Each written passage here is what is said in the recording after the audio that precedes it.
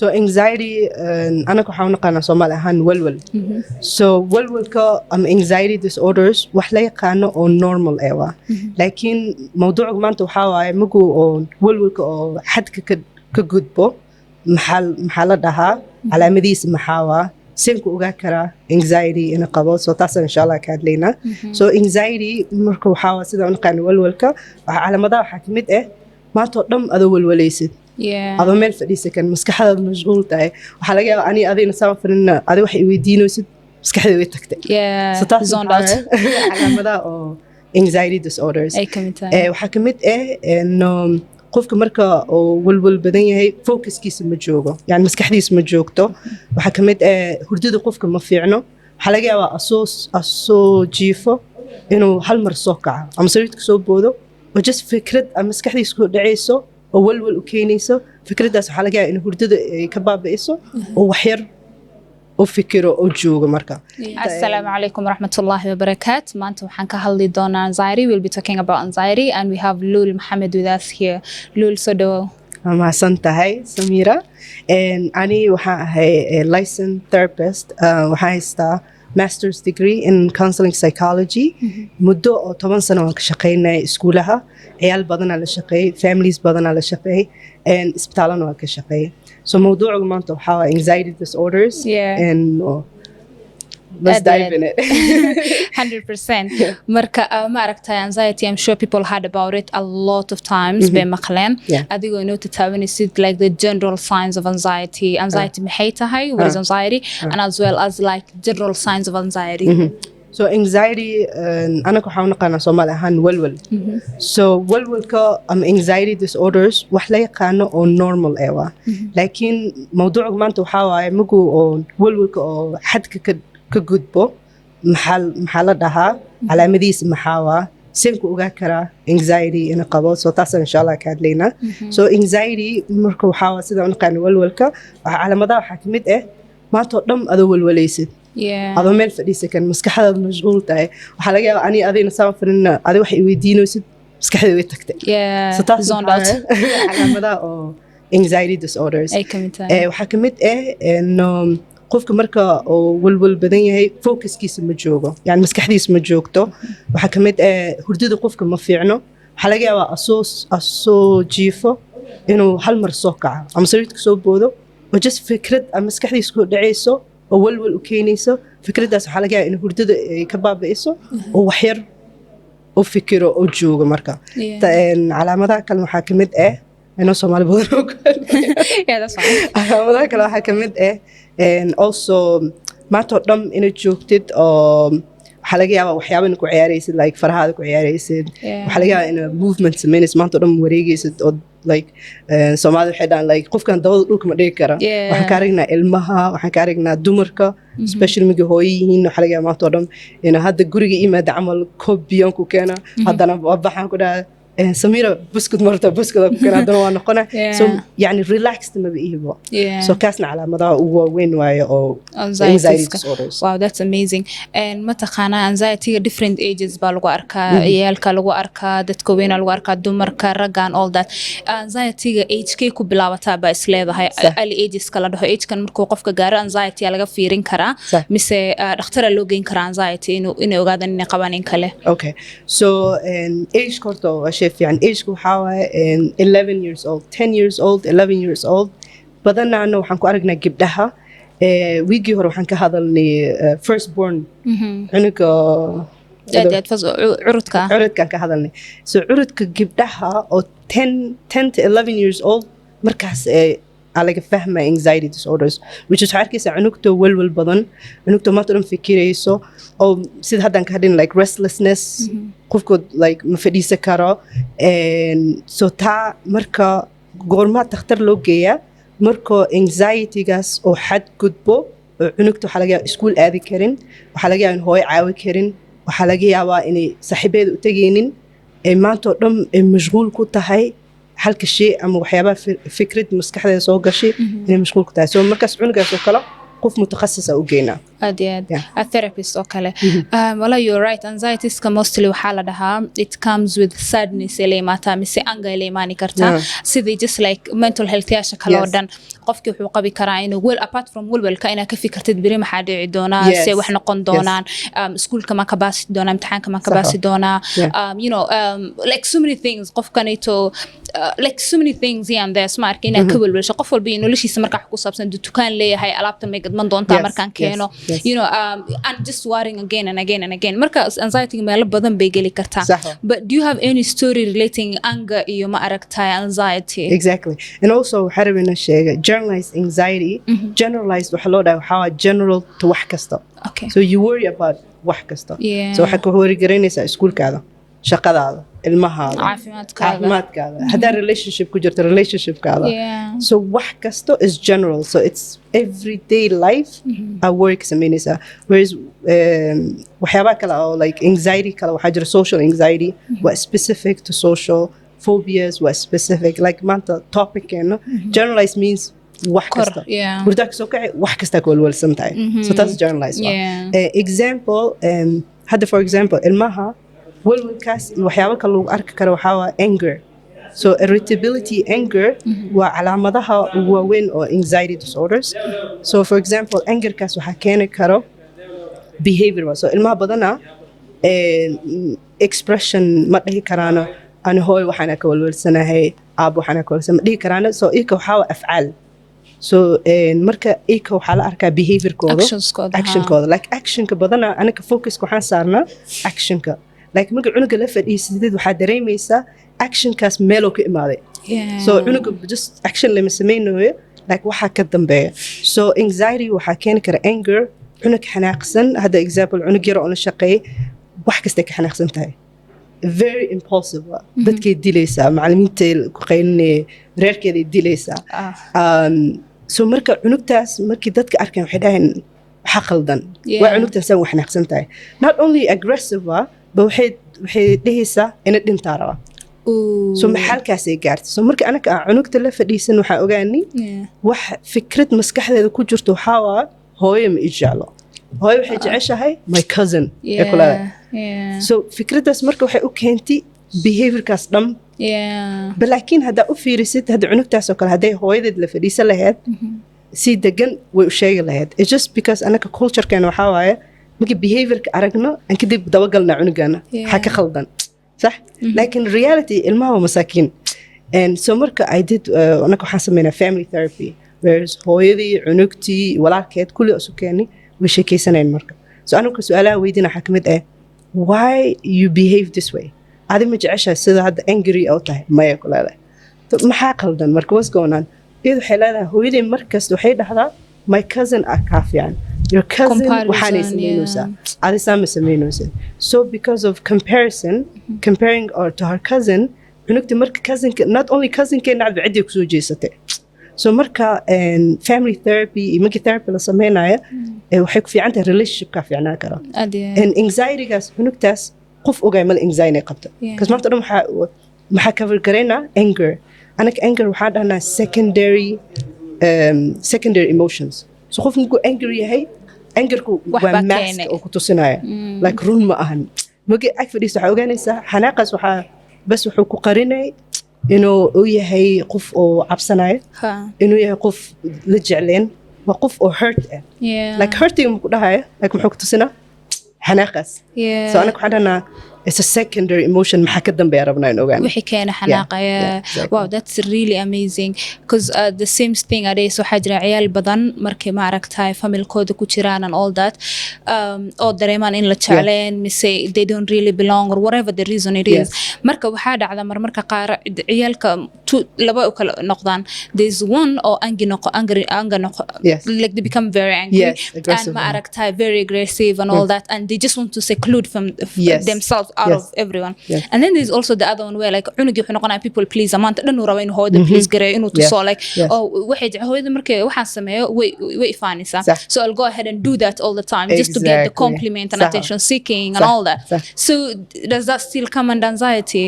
It does come under anxiety like people pleasing is a form of anxiety because ana hadda ku please gareynin way iga tagaysaa ama saaxiib meel noqonaysid ama maybe qof kale uu diray so cabsi so people pleasing waxa ka dambeeya cabsi hadda aan no ku dhaha then I'm going to lose you ani ma rabin ku lose gare so I'm going to please you so people pleasing always fear ka dambeeya also aggression ka dhahday also there is a fear behind it of course so cunug magi aragtid oo aggressive wallahi naga tag so it's part of like okay ana markii ma liirabin so basically fikradda maskaxda ku jirtay oo act gareyna so fikradda sax ay u noqonay cunuga dadka qaarkood marka waxay u dhaqmaadaan hadda waxaan arkay qof weyn oo ma aragtay maanta dhan xanaaqsan maanta dhan like jacayl dhan kama muuqdo anger and all that marka qofkan just the way and in anxiety-ga asagoo yarba wuxuu dareemay let's say the parent doesn't love them hooyad ma jecel saabad ma jecelo mise around lag ma jecel so he decides inuu qaato the side where like he's angry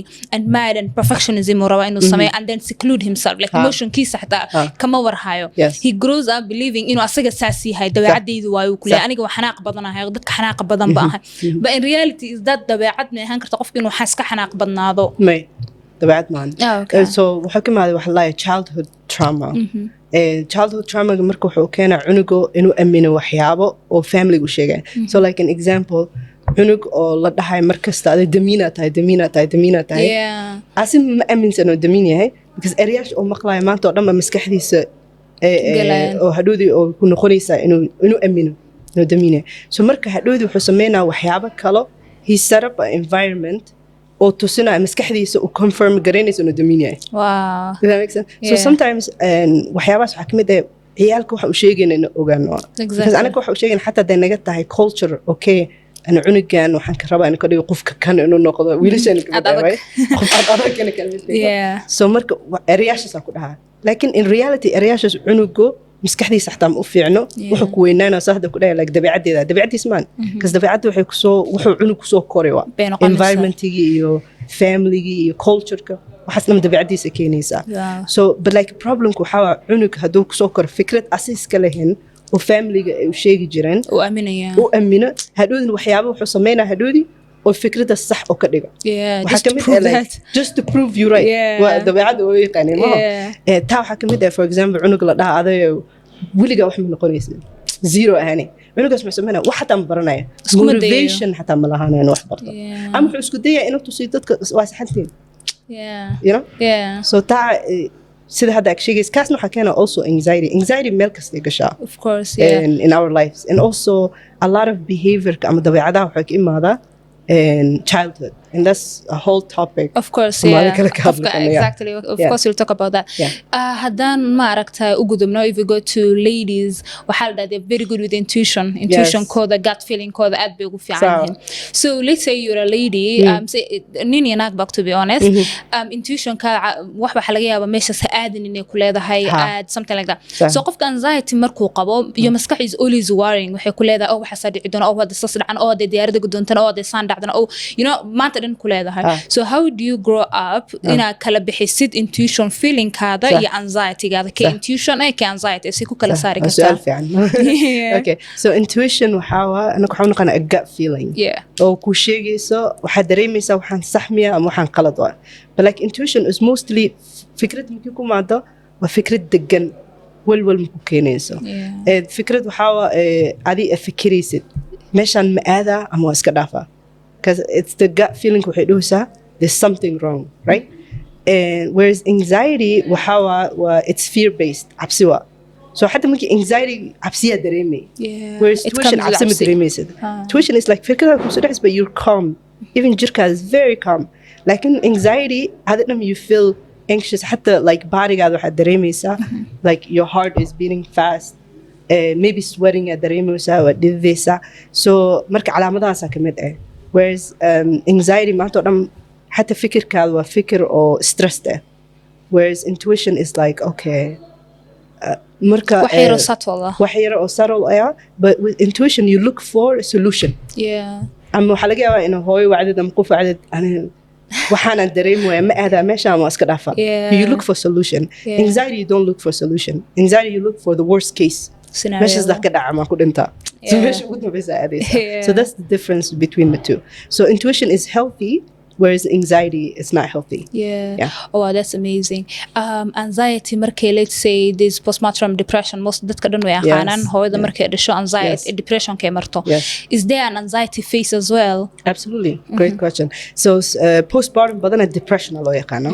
There's a postpartum depression, there's a postpartum psychosis, there's a postpartum anxiety, there's a postpartum OCD. Wow. Postpartum waxyaabo badan ay dhex gashaa. But the main one of dadka aad u yaqaani waa depression. Kaskaas dad badan lagu arkay. The one oo cabsida waa psychosis when dhacda. So it's an untreated depression or psychosis naqanaysa. Okay. There's also postpartum anxiety kan hadda weydiisay. Kaas maxaa anxiety oo hooyada especially first baby markay dhasho hooyada she becomes so anxious to the point waxay ka cabsan cunugeeda inay disho. Okay, because maanta dhan waxay ka cabsanaysaa cunuga haddaan sariirta dagacmo ka dhaca. I mean cunuga xataa stageka oo daldalooma xataa ma gaarin. But anxiety is so high. But like hooyadaas oo kale she already had anxiety. Welwelkaas way qabtay. Whereas postpartum because of the chemical imbalance maskaxdeeda ku dhacay because of she had a baby kaasna marka increases anxiety kor u keena. So she already had anxiety but it goes up because of the postpartum. Oh wow, so dadka anxiety caadi u haystaan chances are marka ilma dhalayno anxiety oo sii kaco. Absolutely. And if they already had depression they are high risk for postpartum depression maybe even psychosis. Wow. Depending how if depression could have treated high or not. Wow. Well, that's insane, subhanallah. You know, there's this story maqlay. There's a friend of mine who's also a psychologist. Marka waxay she can tell a certain story where like hooyada ba cunug bay dhashay, that was her first child. Marka hooyada markii maamada certainly markay yarayd she went wala rape garay skin. She went through rape and all that.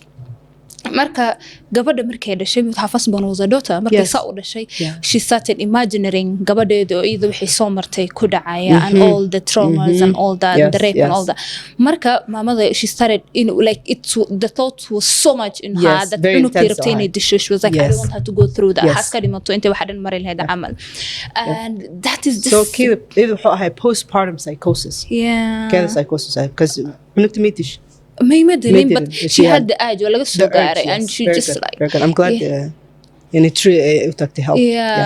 Miskin marka such things is that common? How common is that? It's sadly very common in culture Kenya, especially had in Minnesota. There was 2 moms ilmahooda dileen. Oh wow. With postpartum depression and it's very sad case and the problem is anaka calaamadaha ma naqaano and waxaan ka cabsanaynaa help wow, that's really interesting. Another thing dadka maaragta anxiety haystaan naturally waska walwalaa soo kacaysaa walwalaysaa hatta marka jifto you dream about you know waxay aad tomorrow xasamay lahay hada practice ka dasameyna xali oo dhan ka fikiraya laga yaabo so marka qaar when they markay relax garayaan do they equate that with ma aragtay laziness ma aragtay like in jirkaada dagi you feel like waxa qaldan lazy wax baa qaldan mise maxaa dhici doona you know because your body is relaxed because most of the time jirkaada wuxuu ku jiray anxiety fight or flight mode ku jiray and it was just like anxious and the moment the anxiety goes down so you relax a bit does it equate with ma aragtay being them like that qofka inuu dareemo lazy high or something like that and I think adu waxa ka hadlayso waxa conditioning conditioning so jirkaada hada condition gareys anxiety because the thing with anxiety we have a fast pace maanta oo dhan you thinking about future you think about tomorrow so other maskaxda is not relaxed so maanta oo dhan is like go and hal mar way degtay so waxna bismillah ma dhimo raba ido because conditioning ka baxay jirkaada became relaxed so now jirka is confused because you waxa u baratay one way so marka dhinaca kale you like what's going on and that's why it's lazy it's not lazy it's just your body conditioning ka baxay and now it's relaxed well it's common because marmarka qaar waxa jira I had a friend of mine where they will be like most of the time they're anxious and then it reaches a point where they're like wait again and then they're happy or kale and then time ka xitaa kuma jiri karaan they will be anxious about why am I happy maxaa faraxsanahay how long will I be happy after the happiness how will I feel so it's like because see with conditioning is your body just kind of reacts to waxa u bartay hada u bartay anxiety state inu ku jiro once it's relaxed now you're going back to the anxiety because that's normal so your body always goes back to what they know is normal so if it's normal the anxiety yahay now I'm in panic because I relax. What's going on with me? There's something wrong. I'm about to now die. Now is looking for something wrong. Yeah. So that's what it becomes. It's like, and that's what, of course, we'll talk about like grounding techniques that they have to teach their body to relax. Yes. Wow. Well, it's so deep. Anxiety has so many signs. What about anxiety in men? Like, how does anxiety show up in men? See, I'm sure, like, of course, tough, but yihiin, you're not supposed to show emotions. Emotion have to seen, especially Somalida. What do you think of nimanka anxiety markay ku dhacdo? How does that show in a man actually? Well, I mean, I don't see there's a difference between nin and nak when it comes to symptoms. Of course. Kullugot the same symptoms, Elaine. The problem is, see that is how do they show it? So Nimika, they're good at masking. Okay. And they're good at masking because they're conditioned to mask. Culture kasaskadege. Anxiety. But in reality, as a human. Of course. As a human, as a human. We have the same symptoms. But the thing is, Naga is more healthier because they express. Yes. Nimika, they don't. Yeah. So if with anxiety in Nimanka, untreated anxiety or depression. So then when they see depressive symptoms, that's when they start noticing yeah. But I think culture ahaan anaka magacyaal mu hayno, the anxiety magac mu hayno, depression magac mu hayno, lakin with the gender difference, Naga is better because Naga they able to express. Yes. They are encouraged to express iko yaryar. Yeah. عادي هذا قبل دكوا ما ضو ما ليس على عارك أي قبل يصير كذا. Like we'll نوتا we'll كلام الله هذا لا حكى خلدنا الله. Of course. Yeah. So we'll show in a way there's disadvantage because suppression emotion كله لوسمه. They have the same emotions as us. أنا كوي expressive. Ika, they suppress. Yeah. And then it shows up later in a bad way. And the sad part is hadudi, if they're untreated anxiety, depression, hadudi حسبدلك physical symptoms. Because jirka وحاوة it keeps all these emotions that Allah dahay banaka so digging is suppress kudai. What happened is hadudi it comes up as huduro. Yeah. Cancer is one of them. Cancer is one of the biggest trigger of cancer is stressed, unresolved issues. Stressed, yeah. So it's related. So mind, body, what's Well, tell us more about keeping emotions in your body. I was always intrigued about that. Yeah. So because the mental maskaxdi jirku isla socdaan. It's like waxa kala bixi kartid maahan. Yes. So whatever maskaxayn that you feel emotions, let's say emotion of guilt or anger. With anger too, suppressed anger وحس بدلها heart problems. Yeah. Because it's like your jirkaad wuxuu bahaya in ka bixisid. It's like they look at it as energy. You have to take it out. Yeah. That's why Naga they cry. Yeah. By nature, we're emotional. Women are very emotional. In a way, like that we're emotional. Very much, but they're not emotional. Yeah. So they keep it. They keep. حتى like هذا قفك أنت حتعمل ده ويلك. ما أوينيه. مستعين. Yeah. ما حدا نصلهم. قبله أصلا كلا زول. قبله هذا الوجه نصاصه. By the way, قبله are more angrier now than ويلشه. Yeah. Before they used to think قبر حتى also okay. So ويلشه حالة هاي.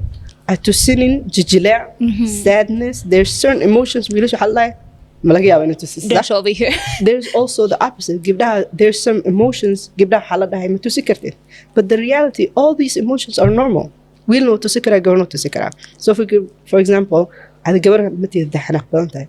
Ada khaynis gabar nimada la dhuntay. But that also suppression uksamina gabarta. So it's the same thing.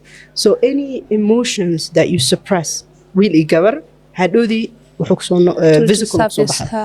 That's why like when you're like late 30s and 40s, overall that you're not supposed to have until 60s, now you have at your 40s. Yeah. Because of suppressed emotions. Wow, yeah. That's interesting. Like very, very much. We talked about anxiety at a young age, anxiety in female and in male. In old age, that kamarke retire madan.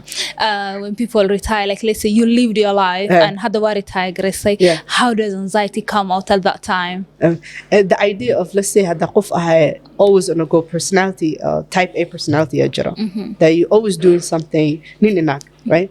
Maybe mostly in man now, like especially if it's this person who always shaqey, always wahsabeh. Now you're retired, you're not doing anything. Now your anxiety is more because you have nothing else to do. Yeah. Remember we talked about conditioning, right? Conditioning ki meesha ka baxay. So there's something wrong. Does that make sense? So the anxiety comes of your brain trying to predict like the unknown. So hadda, for example, okay, so what am I going to do now? No purpose عمل. The same with also hooyash ilmoodu weynaadaan aroosana. What am I going to do? Because there's one way u baratay in life, and now that changed. So also the anxiety of change. Yes. Well, that's really intense because I have an uncle, and then he's about to retire. His wife already retired. Nagtiisa way retire gareysay, but so will retire again. And then the other day we were just talking, and then he was like, "Well, I marka retire. I think he's retiring in a year or two." And he's like, "Marka retire. I don't know what I'll do." And I'm like, "Okay, and apart from shaqada, do you have any other hobbies?" And he's like, "No, shaqada is my hobby. Exactly. Like I love that's that. all I know." Yeah, that's all he knows because like for the longest, tasu sameynaya, right? So markas I was like, "Okay, what do you plan to do?" He was like, well, maybe I'll just volunteer in shaqadii. I'll still go to work and volunteer because wax kale aan qaban karo ma jiro. And I was like, that's really interesting because qofka dad uu lixdan gaaran all that means ilaa nolol weyn ku sii ilaa 80 noolaan mise ilaa 70 iyo ma aragtay 5 ilaa 9 that's like 20-30 years garanayno waxa sameysay. Exactly. Like you just there. It's just like hadda qofka 30 jirka maanta dhashay la maanta 30 that's a big age. So qofku wuxuu sameynayo ma garanayo. And anxiety also there's also the anxiety of death where like qofkan hadda wuxuu dareemayaa anytime aad dhiman kartaa. Yes, like you retired nolosha wax kala qabanaysa malaha uga dhashay you achiever but you might die. And then every time they wake up it's like oh my god I'm awake amal. So yeah, it's quite I just find that very intriguing. It's very interesting, and we see that also because okay, like for example, like the West, they have that idea of retirement planning. Yes, they're always planning for the next 10 years. And like that culture kas malaha. Of course.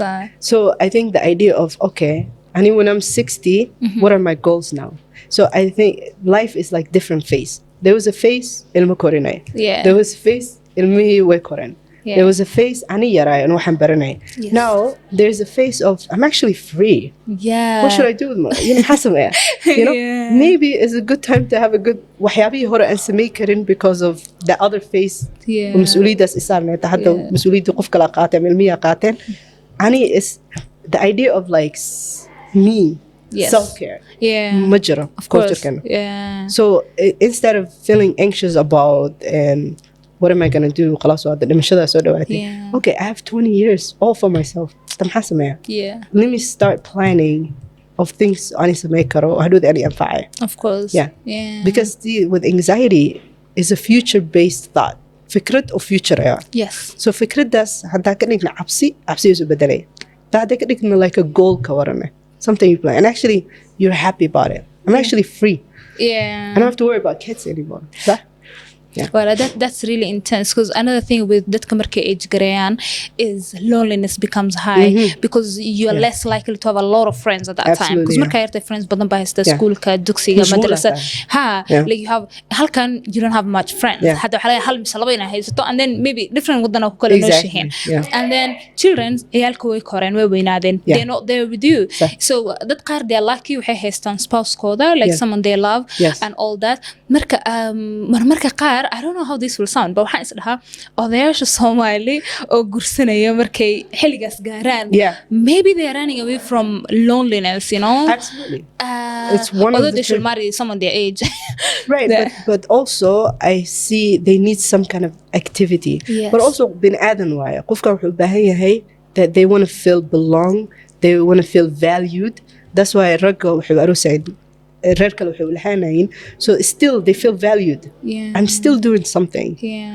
Right? So it's not just loneliness, it's the idea of like I'm doing something.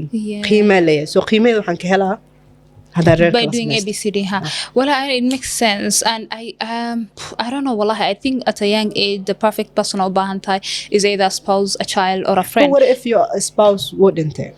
I know how you really have to think about that. You should settle down with someone else maybe and all that but if you already have an existing spouse that means you're lucky you're blessed and you should put so much love and time and affection and wixii aad gelin weyda marka ilmaha soo korinaysaan then than actually going and actually marrying again and all that, you know, just for the, you know, for the sake. But if you don't have that, or suppose kaada dhintay mise mar hore kala tagteen, instead of just living a lonely sad life, maaragtay, and I'm not saying kada kaliga noshahay you're living a lonely life. I'm saying if you feel lonely, because kaliga noolaan kartaa and you feel okay, you feel like I'm okay being by myself, and you're busy and you have activities. Yes, exactly. There's so many hobbies I have. Exactly. But then there's also kaliga inaan nooshahay, now you're retired, kaliga nooshahay, lacag waa haysato, xal baa haysato, but there's nothing much you want to do, you're just waiting for the death, you know. That is when maaragtay it's kind of alarming. We call that helplessness. Yeah. When they become helpless, then they're waiting for that. Of course. But if they're always thinking about, hey, this is a different phase of my life, let me embrace it, let me do something with it, it's actually good. Yes. But we don't see it as good. We see aging as bad. It means the Michelle so sad. I know. So it's negative. Of course. But I'm positive. Well, I so much. Marka, Marta Lul, thank you so much for the signs and all that. But what are the solution? Let's say unaga yarka 10 years taga ka hada show kale who has anxiety, who has anger issues. That's not normal. Gabada markay dasho oo kale. I'm not saying that's the only times they die, but I'm saying most of the time. Generally, gabada raga dumarka odayasha mamoyinka, all those people in different stage that anxiety is coming. What could be the solution? How solution ahaan karta? Very good. So there is different psychotherapy or talk therapy is one of the biggest treatment for anxiety. Okay. There are times that the anxiety is severe or yahay medication qofku baahnaa kara. Okay. But badana psychotherapy like qof mutakhasis oo waxaan bartay inuu tagtid oo la sheekaystid. So qofku wuxuu ku sameynaa assessment, and from the assessment they see where your needs are, waxay u baahan tahay. And then another session, you do a treatment plan. So, ani qofka la fadhiisana, wuxuu dhahay 1, 2, 3, arawan liga caawin. Okay, let's do goals. So each problem, goals are sameynina. And you reach the goals within 6 months. Okay. That's the clinically. There's also called grounding techniques. Like deep breathing. We don't pay attention to deep breathing. There's also mindfulness, like being aware of your surrounding, being aware of your breathing, being aware of until that related. Also, there's called mindfulness. I think we talked about this before. Mindfulness eating. Yes. Even until the related, are you mindful? In a joke. Present. Yes. We also practice mindfulness in prayer. I don't know if I don't know if we put a name on it, but like in khushu'g is very important. And to do khushu'g as in garted, you have to be mindful that first part that you're imagining how to kunu sa ilahi.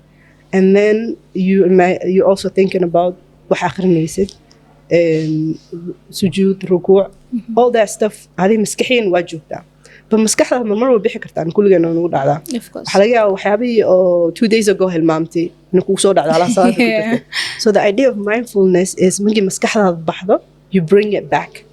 You bring it back to the attention of, let's say, prayer, ayad akhrinaysid, focus ka soo celinay.